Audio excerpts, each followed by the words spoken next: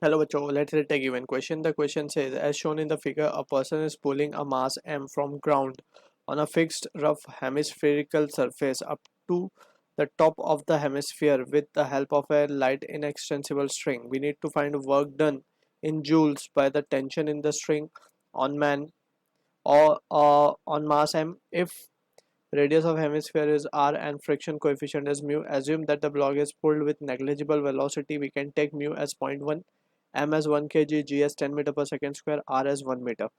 So to understand this question, we need to understand about the key concept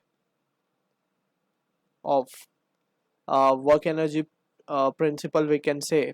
So according to work energy theorem, we can write W net, that is net work done on the body, is can be written as the equals to the change in kinetic energy.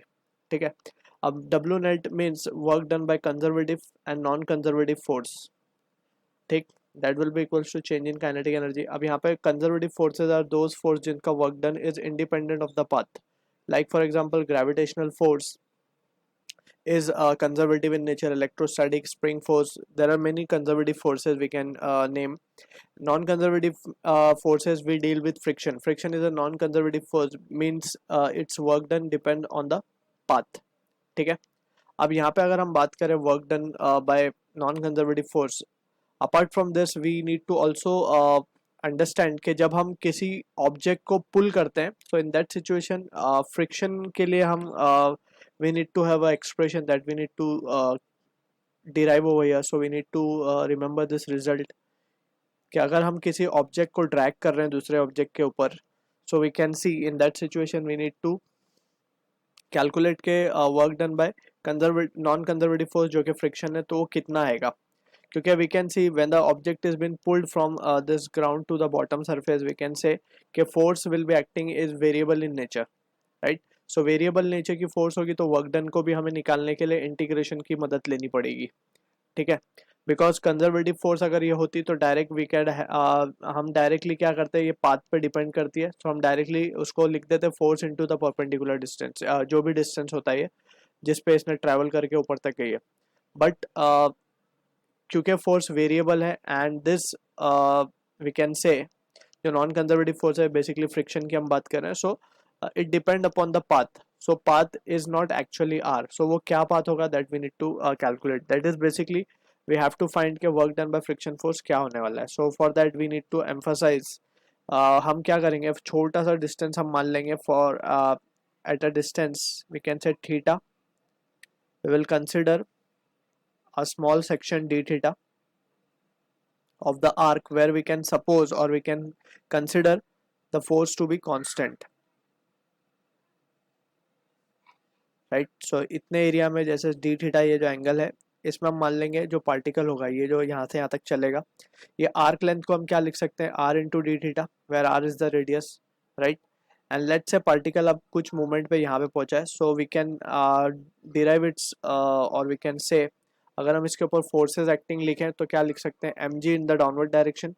ये angle होगा 90 minus theta. From the figure we can see this is theta, so ये पूरा 90 minus theta, तो ये भी angle कितना होगा, we can list it over here as 90 minus theta.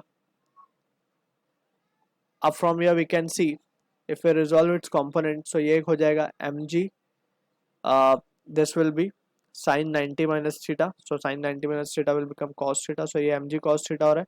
so इसका जो perpendicular distance हो component होगा उसको हम क्या लिखेंगे, which can be written as mg, हम यहाँ लिख देते हैं उसको sin theta, और ऊपर में एक normal reaction आएगा.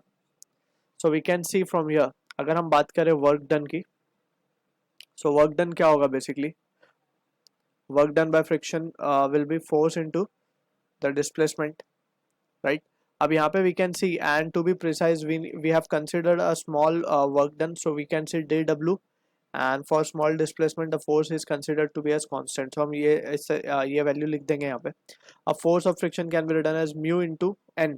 n यहाँ पे होगा, normal reaction will be mu mg sin theta, right, into dx. dx कितना है, r d theta.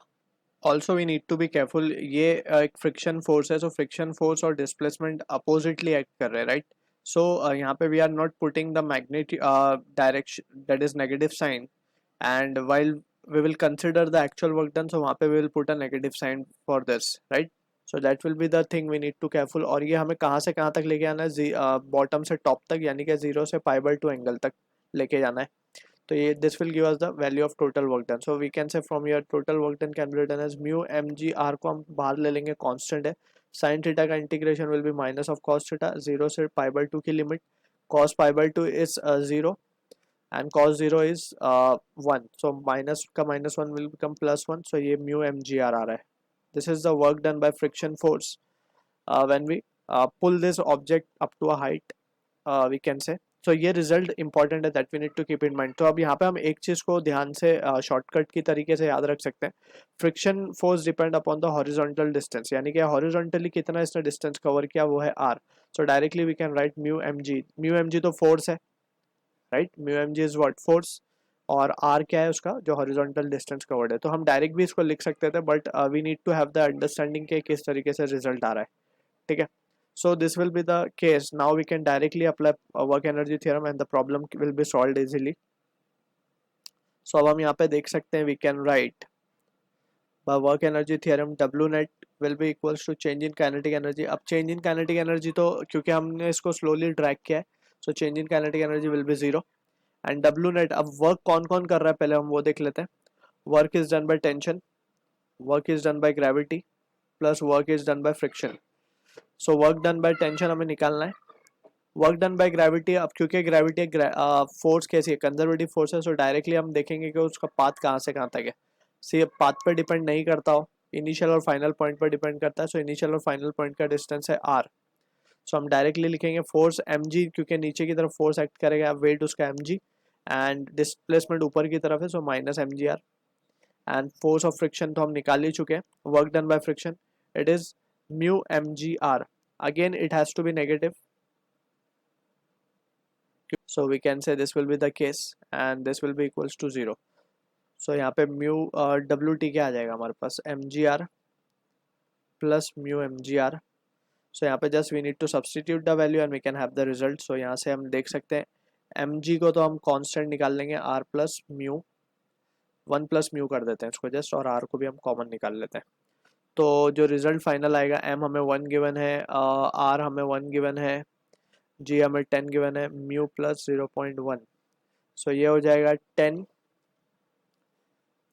इंटू 1.1, यानी कि ये आ जाएगा 10 into 1.1 will be 11 joule. So this is the answer to the question. I hope you understood the solution. All the best.